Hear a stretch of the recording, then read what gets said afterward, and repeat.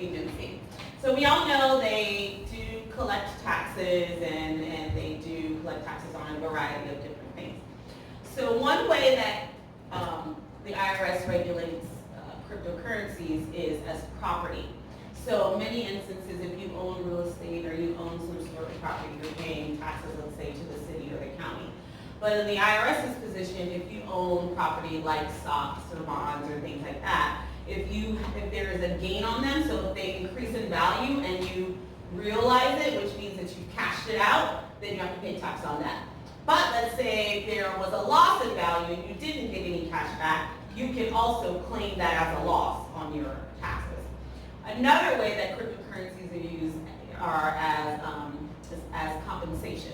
So let's say I'm doing an ICO and I need these 3 people to be on my team, but I have no money. So what I say is, all right, we're going to create this Maureen coin, we're going to be billionaires, but right now I don't actually have any cash. So what I'll pay you in is in Maureen coins, and at some point you'll be able to go on either the exchange I'm creating or another exchange and be able to get your funds. Or maybe I'll say, instead of paying you in Maureen coin because it's not an exchange, I'll pay you in Ether, or I'll pay you in Litecoin or Bitcoin or whatnot. And then so you use that as your salary or your pay. But then when you go cash it, the IRS is saying, well, if you are being paid or compensated with these different coins, then that is income. And so you have to pay taxes on that. Yes, it wasn't necessarily cash that actually went from wallet to wallet, but it was because how you're using those cryptocurrencies is a form of income that you have to pay taxes on it.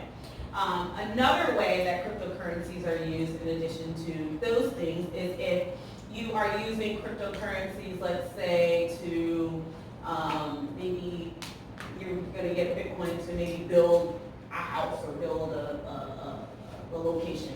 And so you're tokenizing the actual location, but you need those Bitcoins or Litecoins to fund that because those have some value. So when you go to sell that piece of property, the IRS's position is that if you take that cash out of that real estate and put it in your pocket, then you owe taxes on it. There are other options, right? Like there's this thing called the 1031 exchange, which people were trying to use for cryptocurrencies, but it's specifically for real estate, where if I sell this house, I have to put the money that I took out of this house and buy another house with it to avoid that tax.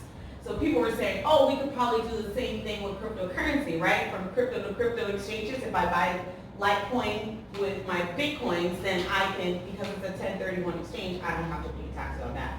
But most recently, the IRS is like, no. If even between crypto to crypto exchanges, there's still some tax penalty, whether you gain, which means it increased in value, or whether you lost, which means that it was less in value. So I have a question. I have a question. Suppose I'm running my own ICO. I'm going to pay you in the Samson token. So I say I give a cool 100,000 tokens, 100,000 Samson tokens. The Samson tokens are worth $1 each. I say, okay, cool. I'm going to pay you this $100,000 values in tokens. How much taxes does he owe? Well, I don't know how much he owes. It depends on where you are, but because you're using those Samson tokens as compensation to pay him to do something, then you would have to pay whatever your tax bracket is. Wait, what? Yes. Wait, So so that's I the wouldn't thing. have to pay taxes? Yes. Yes. I'm telling my dad right now. Hold up. Any other questions? You don't have to pay. So you don't have to pay 1% tax. No, you do have to pay You taxes. do. Because you're using it as income. You're getting it as income. So the IRS is saying, whatever money you take in, they want a piece of it. But it's just Even if you didn't get cash initially. How's the IRS going to know who you are? So that's a good question. So remember we mentioned Coinbase? About, I think it was early 2018, the IRS said, okay, we know that there are a lot of people who have been engaging in this cryptocurrency world. And we know Coinbase is a really big exchange, and they probably have millions of transactions that go through them every day. So they went through the court and asked Coinbase to give them a list of all the people who had transactions over $20,000. Of course, Coinbase was like, no, that's not how we operate, etc. They went back and forth in court. And so eventually the court said, okay, well, you don't have to give all of them, but you do have to give, I think it was 14,000 or however many, to the IRS. So the IRS then goes through all these different records to see, okay, some of these people should have paid taxes on the gains that they got from these different exchanges. So that's one way. And then later on, Coinbase started sending out notices to people saying, hey, be wary, you might have to pay taxes on these cryptocurrencies, etc. Another way that governments can find out is, remember Samson was showing you those public keys? Everyone can see that, that particular address has had some transaction.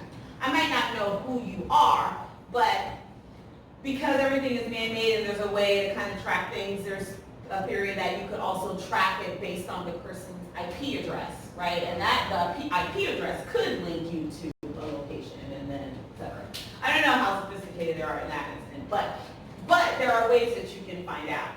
The other thing is the IRS found that after they got all that information from Coinbase, they're like, okay, we got like 14,000 records or so, but only like, I forget if it was like only 800 people had actually claimed that they had these cryptocurrency transactions. So they knew that there was a disconnect, right? So then they started putting out all these, hold on one second. They started putting out all these notices reminding people, hey, if you are engaging in cryptocurrency transactions, then you probably need to pay taxes on them. You got a question? Is this tax, this is just for the US?